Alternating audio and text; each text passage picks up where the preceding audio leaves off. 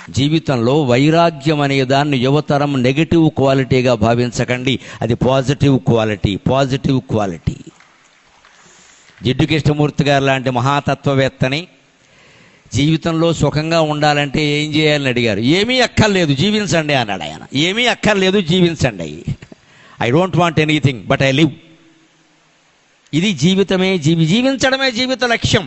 ఇంకొక మాటతో సరదాగా మిమ్మల్ని నవ్వుల్లో ముంచి నేను సెలవు తీసుకుంటా. ఏదో గొప్ప విజయాలు సాధించేయాలి, అపూర్వం, అదృష్టం అనేవో కలలు కనకండి అనవసరంగా. 5 ఏళ్ల వయస్సులో ఉన్న పిల్లాడికి ఏది విజయమో తెలుసా? పక్క తడపకుండా ఉంటే వాడు హీరో, ఇంకంతకంటే ఏం అక్కర్లా. 10 ఏళ్ల అబ్బాయికి ఏమిటి విజయమో తెలుసా? ఒక్కడూ పడుకోగలిగితే వాడు హీరో. అమ్మ పక్కలో నాన్న పక్కలో పడుకోకుండా ఒక్కడూ పడుకోగలిగితే 10 ఏళ్లకు నువ్వు విజయం సాధించినట్టే. 20 ఏళ్లకి విజయం ఏమిటో తెలుసా? 4 స్నేహితుల్ని సంపాదించుకోగలిగితే నువ్వు విజయం సాధించినట్టే. మనకి 20 ఏళ్ళు ఉన్నాయి, యంగ్ టర్క్ అంటే కనీసం 4 ఫ్రెండ్స్ ఉండాలి. ఎవరిని నేను కలవనంటే వాడు పనికిరాడు, కలవాలి. అప్పుడు అవసరం, వదిలేవలసిన సమస్యలే వదిలే. 20 ఏళ్లకి 4 స్నేహితులను సంపాదించుకుంటే నువ్వు విజయం సాధించినట్టే. 30 ఏళ్లకి పెళ్ళయింది, కొత్తగా పెళ్ళయింది, దాంపత్య సౌఖ్యాలనే లోటు లేకుండా అనుభవించగలిగితే వాడు హీరో, ఆమె హీరోయిన్, అనుమానమేలా. భారతీయ ధర్మశాస్త్రం అంగీకరించింది. కామవాంఛన ఎప్పుడు చెడ్డగా హిందూ ఫిలాసఫీ చెప్పలేదు, దానికి పరిమితి చెప్పారు. నీ భార్యతో మాత్రమే, నీ భర్తతో మాత్రమే ఆ సౌఖ్యం అనుభవిస్తే దాన్ని యజ్ఞం అన్నారమ్మా. హిందూ ధర్మం అంత గొప్ప, దాన్ని యజ్ఞం అన్నారు.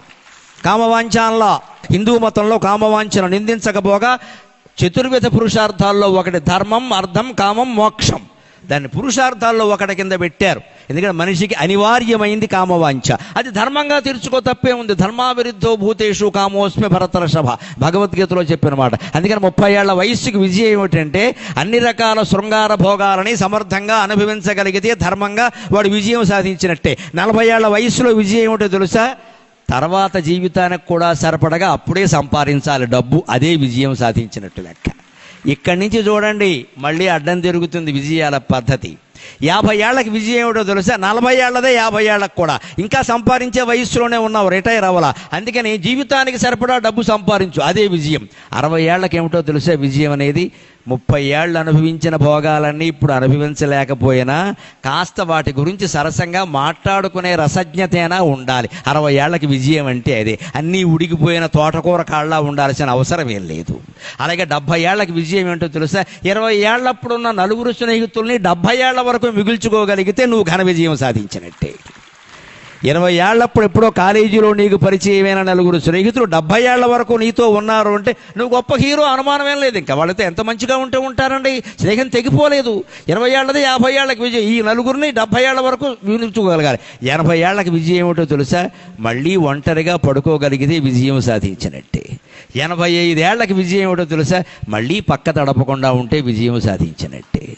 85 ఏళ్ల తర్వాత విజయం ఏమిటో తెలుసా?